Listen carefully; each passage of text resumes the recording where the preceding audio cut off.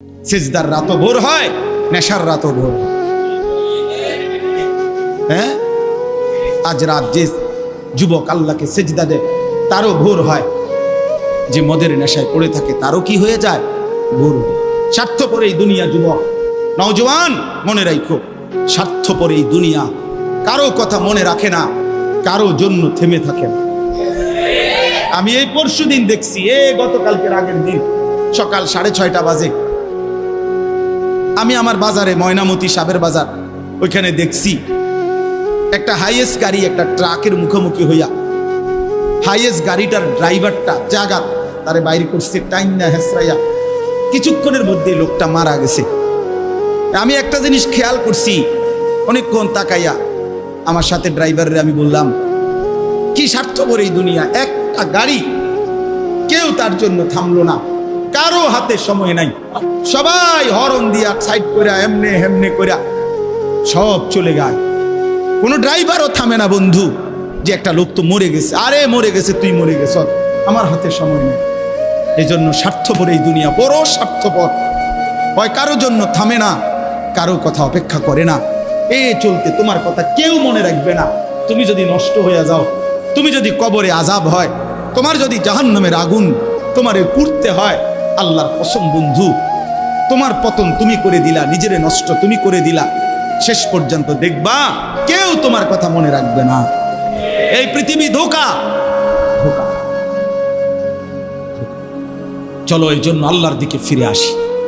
ইল্লা মান তাবা ওয়া আমানা ওয়া আমিলা সালিহান, আল্লাহ বলে যে গুনাহ ছেড়ে দিয়ে তওবা করলো, আমি আল্লাহকে বিশ্বাস করলো এবং পুনরায় আবার নেক আমল শুরু করে দিল, ফাউলাইকা ইয়াদখুলুনাল জান্নাহ, আমি আল্লাহ ওয়াদা দিলাম, আমি আল্লাহ তাদেরকে জান্নাতেই ঢুকায়া দেব। ওয়ালা ইউজলামুনা শাইআ, কোনো জুলুম করা হবে না এক বিন্দু। অর্থাৎ পেছনের গুনার জন্য আমি লজ্জা দেব না, বরং তওবা করার কারণে, ফিরে আসার কারণে, নতুন করে আবার নামাজ সেজদা বন্দিগি পাক পবিত্র জীবন চলার কারণে এখন থেকে নিয়ে বাকি জিন্দেগির আমলের বরকতে জান্নাত দিয়ে দেব। এই জন্য প্রিয় সন্তান, প্রিয় কিশোর, নওজওয়ান, যুবক, চলো ইনশাআল্লাহ বদলাইবার সিদ্ধান্ত নেই। সবাই এই পরিমাণ শাহওয়াত, এই পরিমাণ অবৈধ কামনা বাসনা, নারী ছবি, অশ্লীলতা, বেহায়াপনাতে মাতাল হয়ে গেছে বন্ধু চারিদিকে, সমাজের চারিদিকে। হজ্জের সফরে ছিলাম, যে কয়দিন যাই খোঁজ খবর নিছি, দেশের খবর একটাই, হত্যা, খুন, ধর্ষণ, নারী নির্যাতন। আর সবচেয়ে আশ্চর্যের কথা হলো, আমি মনে হয় আমার এই ছোট্ট হায়াতে গত 30 বছরে আমি যেই কথাটা এতবার শুনি নাই, গত 2 মাসে বারবারই শুনি চারিদিকে পরকিয়া। এটা এই পরিমাণ সমাজে বেড়ে গেছে, অসভ্যতা, যে স্বামী থাকতো নারী অন্য পুরুষের প্রতি আসক্ত, স্ত্রী থাকতো ওই জানোয়ার অন্য নারীতে আসক্ত, এটা খুব বেশি পরিমাণ বেড়ে যাচ্ছে, যার কারণে আপনজনকে হত্যা করতে পর্যন্ত লজ্জিত হচ্ছে না। এর চাইতে বড় আশ্চর্য, আশ্চর্য বাংলাদেশে এর চাইতে বড়, এর চাইতে দুর্ধর্ষ হত্যার ঘটনাও 2 দিনে কি হয়ে যায় খবর বোঝা যায়। কিন্তু এখানে কেন বোঝা যাচ্ছে না? বোঝা যাচ্ছে এটা স্পষ্ট, আপনজনের এটা ধামাচাপা দেওয়ার জন্য সব রকমের প্রসেসিং করা হচ্ছে, সব প্রসেসিং করা হচ্ছে। অসহায় ইমাম মুয়াজ্জিনকে বেইজ্জতি কেউ করতে পারে নাই, কোন আলেমে দ্বীন ইনশাআল্লাহ বেইজ্জতি হবেও না ইনশাআল্লাহ। মনে রেখে, মনে রেখে, গতকালকে রাত্রেও আমাদের কুমিল্লায় গত 3 মাস আগে একজন আলেমে দ্বীনকে একজন প্রিন্সিপাল বেইজ্জতি করছিল, অপমান করে সামান্য অজুহাতে মসজিদ থেকে বিদায় করে দিছিল। ওই কলেজের ছেলেরা গতকালকে রাত্রে ওই মসজিদের ভিতরে ঢুকাইয়া 9 ঘন্টা আটকাইয়া তারে, তার হাতে ছাত্রদের উপস্থিতিতে তারে পদত্যাগ পত্র দিয়া ঘাট ধরে কলেজ থেকে বের করে দিছে। আল্লাহ তাআলা বেইজ্জতি করে দেখায় দিছে। ছাত্ররা বলছে, স্যার সই দেন, আপনারে 50 টাকা দিব। মানে 50 টাকা, 100 টাকার লোভ সামলাইতে পারেন নাই, নেন। পদত্যাগপত্র সই দেন। এই জন্য দোস্ত, নারীর আসক্তি, জিনা, বেবিচার, পরকীয়া, অসভ্যতা, যুবক ভাই তোমরা বাঁচতে হবে। নওজোয়ান, আল্লাহ যদি হায়াত দেয় তোমরে, আগামী সময়টা তোমরা তো পৃথিবীতে থাকতে হবে। এই সমাজ, এই দেশ তো আলাদা করতে পারতা না, তুমি তো এই জমিন ছেড়ে দিতে পারতা না বন্ধু। সম্পদ যদি হয়, তোমরা সব ছেলে তো একসাথে চাঁদের দেশে যাইতে পারতা না, আরেকখানে যাইতে পারতা না। এই সমাজ নিয়ে বাঁচতে হবে, এই দেশ, এই মাটি, এই এলাকা নিয়ে তো তোমাদেরকে বাঁচতে হবে ভাইয়া। তাহলে এই সমাজ যদি তোমরা এভাবে নষ্ট করে দাও, তোমরা যদি সবাই বেনামাজি হয়ে যাও, নারী, ছবি, মোবাইলের অস্থির দৃশ্য ছাড়া যদি তোমাদের রাত না কাটে, দিন না কাটে, আগামী 20 বছর তোমরা সমাজ, তোমার অঞ্চল, তোমার ঘর পরিবার নিরাপদ থাকবে কেমনে? বাঁচবা কেমনে? চলবা কেমনে? চলবা কেমনে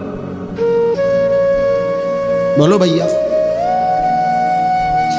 9 বছরের বাচ্চা মেয়ে যদি নিরাপত্তা না পায়, আমার সমাজ কি পরিমাণ অশান্ত হয়ে গেছে। হ্যাঁ, কেমনে বাঁচবা ভাই? তোমারও তো বোন আছে, তোমারও তো ছোট্ট বোন আছে, তোমারও তো ছোট বোন আছে, তোমার বোনেরও তো নিরাপত্তা দরকার। তুমি তো এই সমাজ থেকেই, এই পৃথিবী থেকেই কোনো না কোনো নারীকে বিয়ে করবা, তারও তো চরিত্রের পবিত্রতা দরকার, দরকার না? তো কেমনে মিলবে ভাইয়া? কেমনে মিলবে? সবাই যদি এমন চরিত্রহীন হয়ে যাও, নারী ছাড়া, ছবি ছাড়া, মোবাইল ছাড়া, উলঙ্গ দৃশ্য দেখা ছাড়া তোমাদের রাত কাটে না, দিন কাটে না, আমার সন্তানরা কেমনে আগামীর পৃথিবীতে তোমরা বাঁচবা ভাইয়া বলো? তোমাদের অনেক ছেলের চেহারা দেখলেই তো বোঝা যায় কতদিন হয় নামাজ পড়ে, কতদিন হয় মালিকরে একটা সেজদা দেয়। চুল নিয়ে এত ব্যস্ত হয়ে গেলা কেন? চুলের ফ্যাশনের উপরে এত অস্থির হইলা কেন? কে দেখে তোমার চুল? কীর্ত দেখে? কারে দেখাবো এসব চুল? মানুষের আর কাজ নাই, মানুষই বুঝি বইয়া বইয়া তোমার চুল দেখবে। তুমি যে সারাদিন চুল নিয়ে ব্যস্ত, শরীর পূজা, দেহের পূজা এভাবে করছো কেন? সারাক্ষণ বুঝি এই শরীর, এই দেহ, এটা নিয়েই ব্যস্ত হয়ে গেলা। সারাক্ষণ একটা নারী বুঝি, একটা নারী, একটা ছবি, একটা বেডি, একটা উলঙ্গ দৃশ্য, এর জন্যই পৃথিবীতে আসা। এই রাত দিন বুঝি মোবাইলে দেখবা, ছবি দেখবা, নারী দেখবা, সারাদিন বুঝি নারীর জন্যই পৃথিবীতে আসা। তোমার আর কাম নাই, আর কোনো উদ্দেশ্য নাই দোস্ত আমার। আহ, ঠিক হলো না, ঠিক করলা না ভাইয়া, ভালো করলাম। অর্থাৎ যারা নামাজ পড়ে না, আল্লাযীনা তারাকুস সালাহ, টোটালি নামাজ যারা ছেড়ে দিছে, তারা প্রজন্মের উত্তম তো না, নিকৃষ্ট না, তারা কোনো জেনারেশনে না, তারা কোনো মানুষে না, তারা কোনো কিচ্ছু না, এর কোনো গণাতে ধরে নাই। ওই প্রথমেই বাদ গণাত ধরছে, অরে নিকৃষ্ট হিসেবে বলতে চাইছে আল্লাহ এখানে যারা তাদের নামাজকে নষ্ট করে দেয়। তাফসীরের মধ্যে লিখছে নামাজ নষ্ট করে দেয় মানে কি? 1 নাম্বার, যে ব্যক্তি নামাজকে যথাসময়ে আদায় করে না, ইউআখিরুনাস সালাহ, তাখির করে, নামাজ সবসময় দেরিতে পড়ে। নামাজ সবসময় কখন পড়ে? দেরিতে পড়ে। আল্লাহ তাআলা বলছেন ওরা ওই সমাজের নিকৃষ্ট মানুষ। ফাওয়াইলুল লিল মুসাল্লিন আল্লাযীনা হুম আন সালাতিহিম সাহুন। আল্লাহ তাআলা বলেন ওই নামাজীদের জন্য জাহান্নাম। ওয়াইল, জাহান্নামের একটি গুহা, জাহান্নামের একটা অংশ, জাহান্নামের ভীষণ আযাব। আল্লাহ তাআলা বলছে তারা আল্লাযীনা হুম আন সালাতিহিম সাহুন, যারা তাদের নামাজের মধ্যে সাহুন, অলস, নামাজকে সবসময় দেরি করে, নামাজকে সবসময় দেরি করে। জোহরের আজান হইছে 1টা বাজে, এবারে জোহরের নামাজ পড়তে গেছে 1:15 বাজে, এখন 4:30 ওরা নামাজ পড়ছে লুঙ্গিটারে বইটা, গামছা একটা কান্দে দিয়া, রুকু সিজদা 3-4টা মেরে দিল আর কি। এটা নমাজ হইলেন কি তো করতাম হুজুর, সময় কুলাইতারি না। কিটছেন আপনি, ঘাস কাটছে, এতক্ষণ গরু গোসল করাইছে, গরু গোসল করাইছে। গরু গোসল করানোটা খুব দামি দরকারি বিষয়। নামাজকে এরকম প্রতিনিয়ত যে বিলম্ব করে আল্লাহ তাআলার কোরআনের ভাষায় তারা নিকৃষ্ট মানুষ, নিকৃষ্ট মানুষ। আদাউস সালার অন্তর্ভুক্ত, আদাউস সালার অন্তর্ভুক্ত নামাজকে বিলম্ব। আচ্ছা, হাদিসের মধ্যে আছে, কোরআনেও আছে, যে ব্যক্তি নামাজে অবহেলা করে, আল্লাহর কসম, আল্লাহও বলছে, নবীজিও বলছে, সে মুনাফিক। ইন্নাল মুনাফিকিনা ইউখাদিউনা আল্লাহ ওয়া হুয়া খাদিউহুম ওয়া ইযা কামু ইলাস সালাতি কামু কুসালা। কোরআন শরীফে আল্লাহ মুনাফিকের 1 নম্বর পরিচয় বলছে, মুনাফিক সে যে নামাজ পড়ে অলস ভাবে। নামাজ পড়ে কিভাবে? তাহলে নামাজ যে পড়ে না তার ব্যাপারে বলেন, কথা বলেন না কেন? তারে মুনাফিকও বলে নাই। তুই কোনো মানুষে না বেটা, তুই কোনো কাতারে নাই, তোর কোনো আলোচনাই নাই। আলোচনা ওই ব্যক্তিরে যে নামাজ পড়ে অলস হয়, খামখেয়ালি করে, দাঁড়াইবার কথা 2 পায়ে, দাঁড়াইছে 1 পায়ে। বুঝলেন? অলস নামাজের। রাসূলুল্লাহ সাল্লাল্লাহু আলাইহি সাল্লাম বলছেন, তিলকা সালাতুল মুনাফিক, ওই নামাজ মুনাফিকের নামাজ। ইয়ারকুবু হাত্তা তাগরুবা শামস, আসরের নামাজ না পড়ে যে অপেক্ষা করতেছে, অন্য কাজে ব্যস্ত আছে, এরই মধ্যে সূর্য ডুবে যাচ্ছে, সূর্য ডুবার কাছাকাছি। হাত্তা কানাত বাইনা কারনাই শাইতান, সূর্য ডুবার সময় শয়তান তার 2 শিং সূর্যের পাশে বাড়াইয়া দেয়।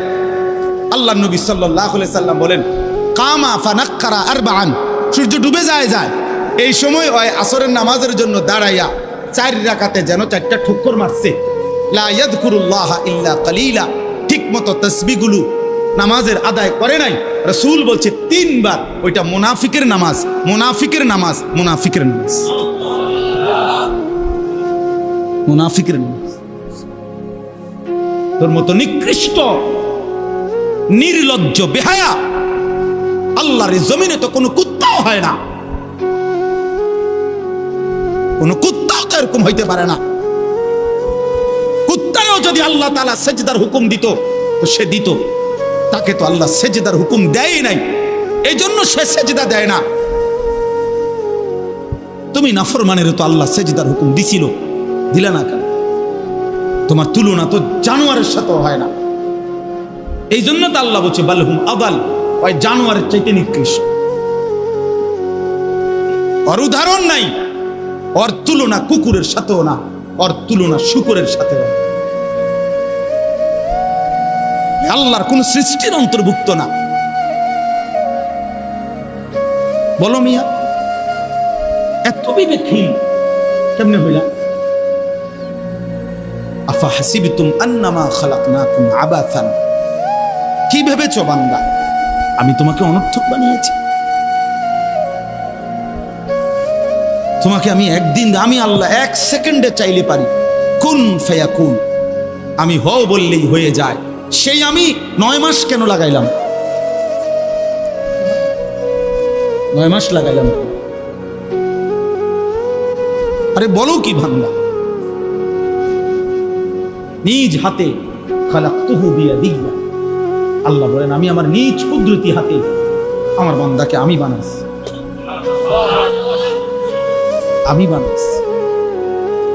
বড় যত্ন করে 1 ফোঁটা নাপাক পানির মধ্যে এত চমৎকার ডিজাইন পৃথিবীর কেউ কল্পনাও করতে পারে না। ইন্না খালাকনাল ইনসানা মিন নুতফাতিন আমশাজ,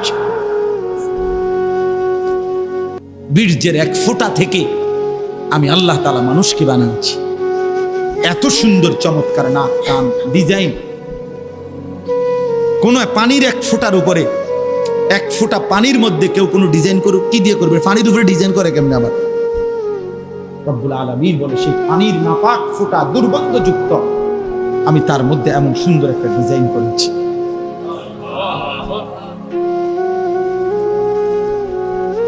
কেমনে ভুলে গেলাম? মা গাররাকা বিরাব্বিকাল কারীম, আমার মতো মেহেরবান দয়ালু মাওলা 24 ঘন্টা যে তোমাকে অজস্র অগণিত নিয়ামত দিচ্ছি, এই আসমান জমিন, এই চাঁদ সূরজ আলো বাতাস, এক সেকেন্ড বান্দা এই বাতাস বন্ধ করে দিলে তুমি নিশ্চিহ্ন হয়ে যাবে। তুমি এই পৃথিবীতে নিঃশ্বাস ত্যাগ করে মৃত্যুবরণ করবা। একটা নিঃশ্বাসের জন্য তুমি এতটা মুখাপেক্ষী আমি আল্লাহর কাছে, সেই আমাকে একটা সিজদা দিবা না? সেই আমাকে একবারও ডাকবা না?